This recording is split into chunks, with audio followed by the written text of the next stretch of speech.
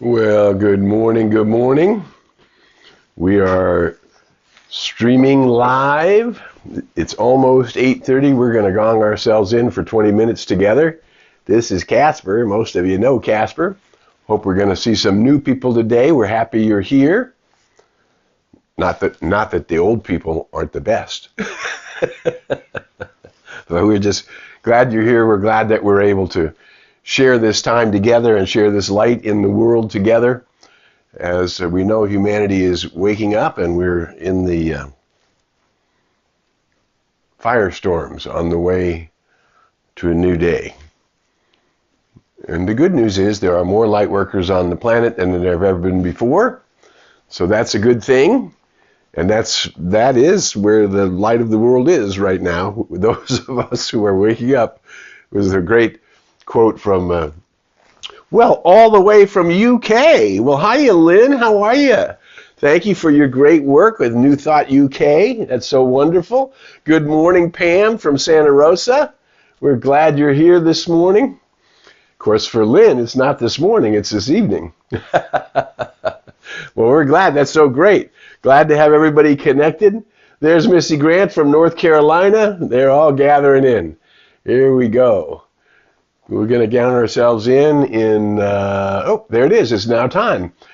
Great. There you go. All right, here we go. We're going to gong ourselves in. We're going to spend 20 minutes together.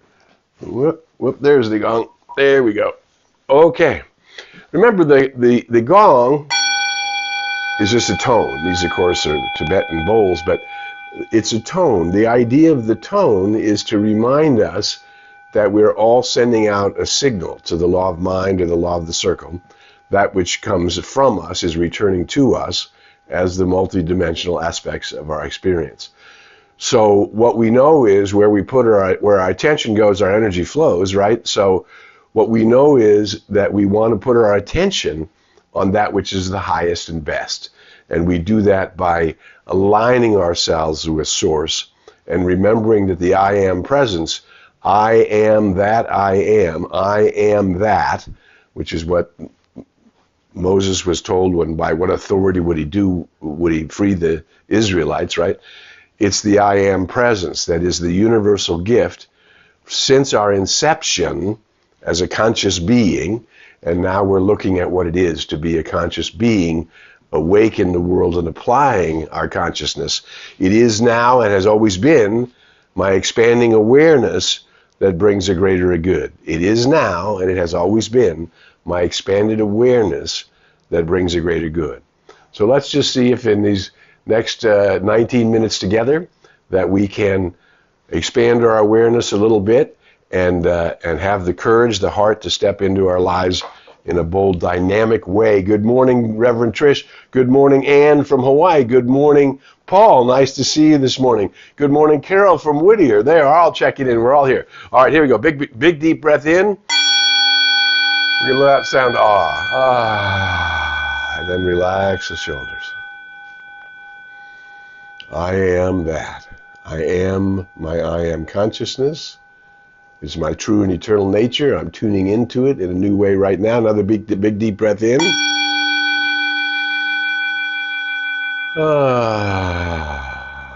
Relaxing the shoulders and bringing our energy up into our heart center together. So here we are. We are awakening souls in an awakening world. That awakening leads to cosmic consciousness.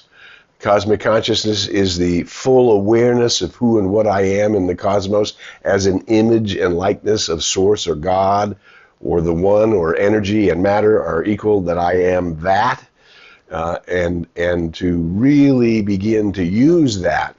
As the philosopher Ernest Holmes said, there's a power for good in the universe, and you can use it. And you can use it to expand your own good, and you can use it to expand the good of those around you. And as we recognize in the daily news,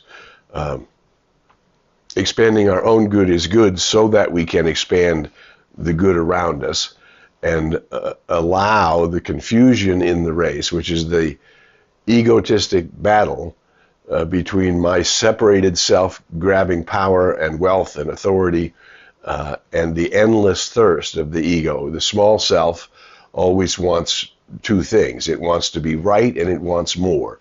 It doesn't matter how much or what it is. It's money, power, sensuality. It doesn't matter. It just wants more.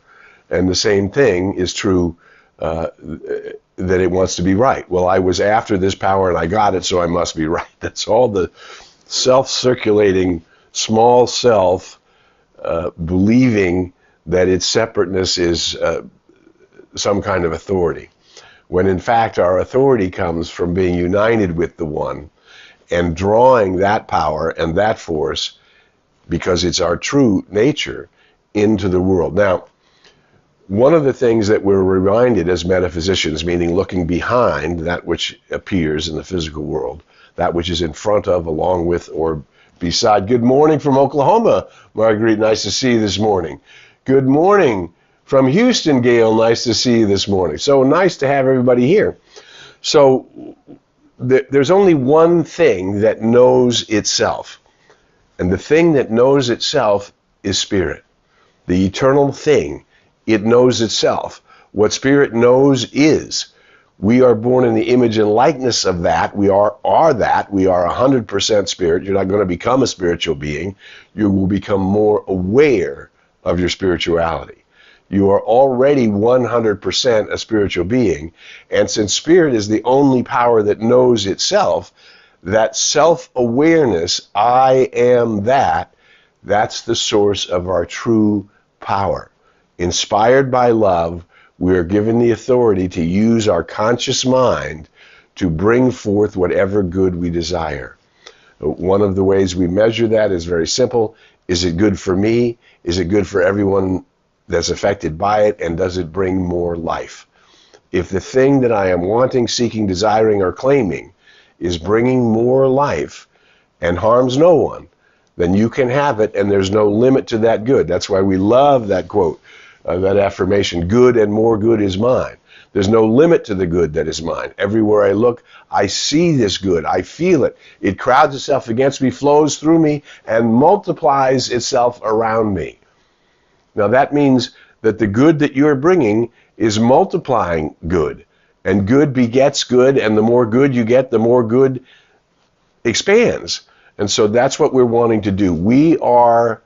I am the spirit that knows itself. I'm the only place where I can know that I am one with the One, that my source comes from the infinite field of intelligence, consciousness that brings all things from potential, from waves, particles, waves to particles, to atoms, to molecules, to form. It's all one thing. And we get here at the end of it in form and think, oh my God, how did this happen to me? Or how did this circumstances reveal itself? Well, very often, sometimes, I remember a long time ago, I was traveling, before I was an ordained minister, I was traveling with an ordained minister. And I offered to set the tone for the day with this soul. Now, it turns out that this particular soul was knowing the principles but was not embodying the principles, because he was afraid that the good that I would ask for would be different than the good that he would ask for. Your good is going to come to you through your vibrational field, right? Whatever it is, whatever that tone is that I'm putting out, which is the sum total of my conscious and subconscious mind, that tone is going to return to me as my experience. That's why it's called the law of the circle. That which comes into me, energy in, then comes out of me, yes? So what we know then, if spirit is the only power that knows itself, the only place where we can know ourselves is in our conscious mind. So that part of us that is our conscious mind is the director of the law of the circle. It's telling it what to bring back to me, right? As my experience. Whoa. And this is happening for everybody. This is not, good morning, Luz from Burbank. Nice to see you this morning. This is not some idea that belongs to a few souls that are lucky to have found it. No, it's like saying electricity. I have the power to use electricity, therefore I'm special. No, you've learned how to. We discovered the law of electricity. Then we discovered how to use the law of this electricity. Our neighbors in Mexico use electricity. Our neighbors in Canada, here in the United States, neighbors on both sides, they use electricity. We all use the fact that water flows downhill. We all use gravity. Everybody's using gravity. We discovered and make use of gravity. Every law that's been discovered we didn't create it, we discovered it, and then we make use of it. We're talking here about the law of mind, or the law of the circle, which is where for lack of a better word, the rubber meets the road, where we are connected to the one infinitely and eternally and cannot be separated from it, is the law of the circle itself. And if spirit is that which knows itself, and the only place I know myself is in my conscious mind, I need to begin to use my conscious mind to change whatever beliefs that are coming up that are limiting in health, limiting in wealth, limiting in success, limiting in happiness, in joy, in beauty, in wisdom, in peace, in poise, in grace, in magnificence, in miracles, in wonders. Those things are all normal. They're existent. And I didn't create them, I discovered them. And then I can make use of them. Joy, Tehil Darjayan said, joy is the infallible sign of the presence of God. So now here we are in a world filled with tumult, in a rage between ego and I am awareness, I am consciousness. And that's like, I am consciousness is not fighting the egos. We're not fighting the race mind. We recognize that we are contributors to the race mind. And we simply are choosing to be a beneficiary. They can't see your face when you're over there. They can't see your face, that cute dog. We are choosing to be a beneficial presence in the world. And in fact, we're going to be so serious about it, we're going to demand that I am a beneficial presence in the world. I'm going to ask and seek and knock for that which is love and joy and beauty and health and wealth and success. And I'm going to knock on the door until it opens. I'm going to ask and ask again, but not alone. I'm going to intune myself with the infinite.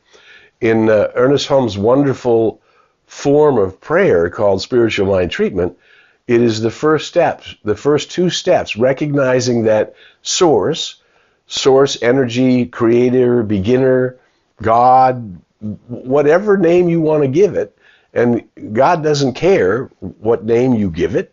It only cares that you are in association with it, that you are communing with it. And that's your job and my job, is to connect to that spirit, to that I am awareness that birthed me in the world to become conscious, cosmic consciousness, awakening in my personal experience. The more I can breathe in the breath of spirit and know that it is indeed the breath of spirit, that I am not breathing it by myself, I'm breathing it in the one, as the one, with the one. This holy cosmic breath that is breathed unto me is my connection to life. And then realize, well, who am I? I begin to discover. When we became aware of ourselves, we didn't create ourselves. We said, oh, I exist. I discovered myself. I am. That's why so many years in my ministry, and some here on this gathering this morning, no, Casper, okay, you need to get down now. Some people know that I very often I said, touch your heart and say, I am. Because when you do that and actually feel your heart, the center of your being, not just the muscle, right? You can say with 100% authority, I am. I am. Well, hi, Alessandra. Nice to see you this morning. The recently married Alessandra. We are all part of the one. And the more we know that spirit is the only power that knows itself, we can go beyond the snapshots. Years ago, I was fortunate, as my career in show business allowed me to have some resources when I was quite young, and I bought a house at 22 years old. And the person, the real estate agent with whom I bought the house said, well, a house, can be valued at a certain amount one day, and then it can be valued a very different amount, either up or down the next day or the next week. So when you make an investment in in things of the world, you're making an investment in potential in what could be, whether it's investing in real estate or investing in the stock market. And then you take a picture of the stock market and to say, oh my God, today I made. No, you will, if the stock market went up and you say you made money, you didn't make any money, because you can't make money until you sell the stocks, right? So looking at a snapshot and saying this is the way the world looks is not true, right? It's the way the world looked at that moment when you took that picture.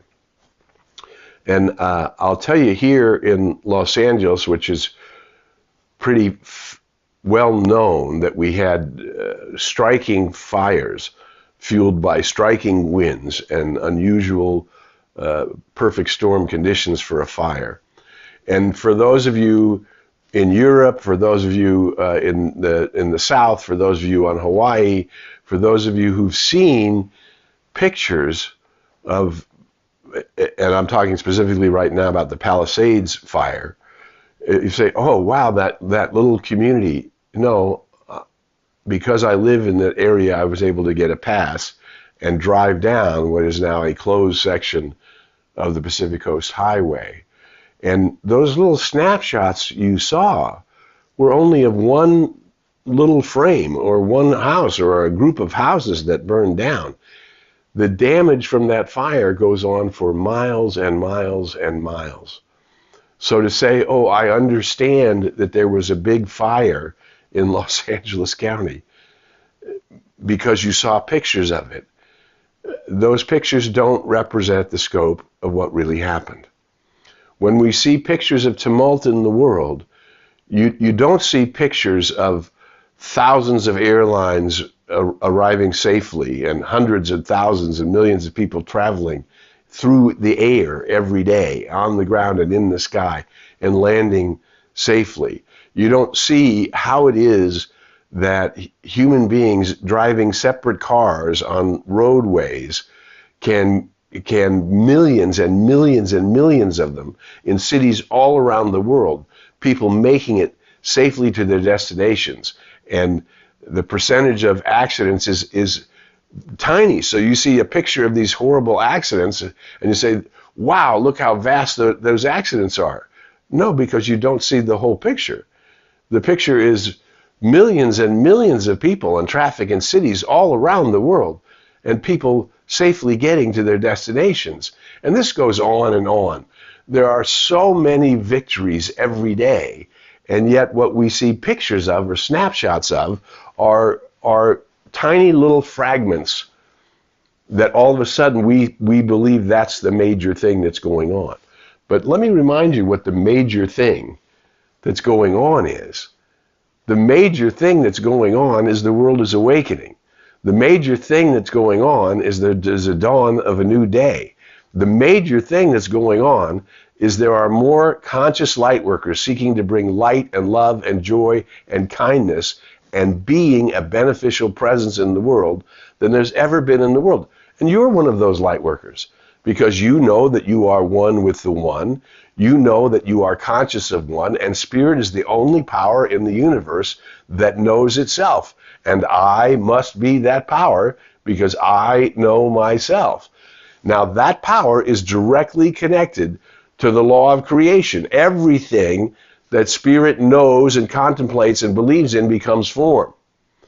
I am spirit now, knowing and contemplating, looking at the reflection of my experience in mind, body, and experience, and seeing where it is that I have believed in limitation, fear, and doubt, and now directing spirit, seeking the commingling of spirit to open my mind to show me a greater reality.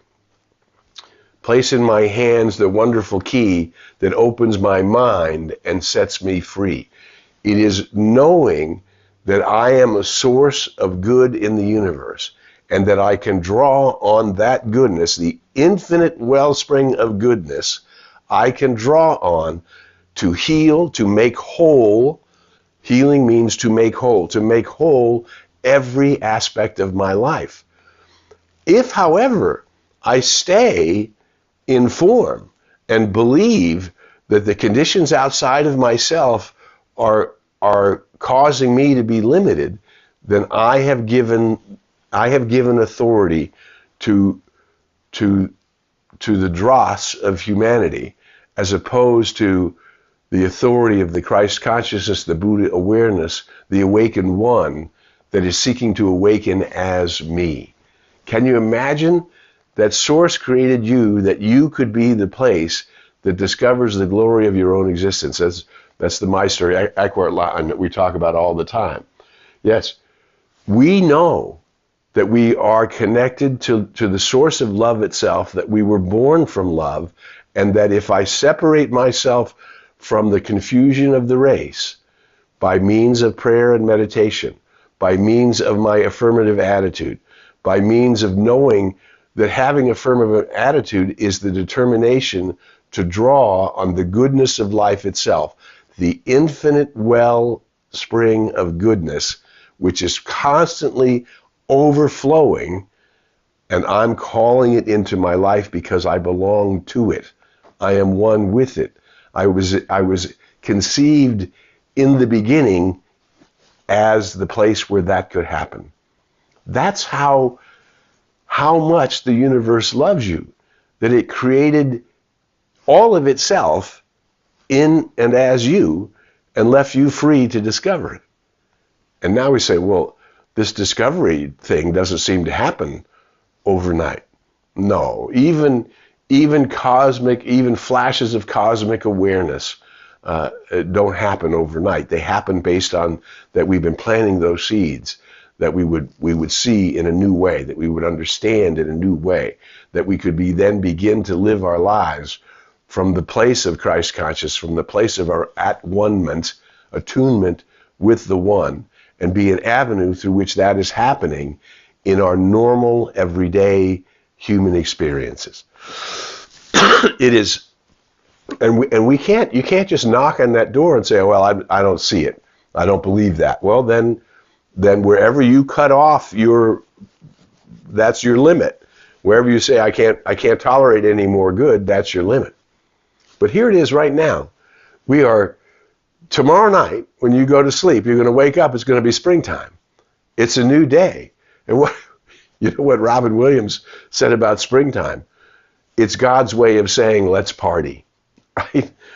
Not let's pay attention to the headlines in the Washington Post or the New York Times or any other paper around the world, but let's look at the bounty of nature that is transcendent of politics, transcendent of the darkness in the world, that's birthing forth its glory in plants and animals, in nature at every level.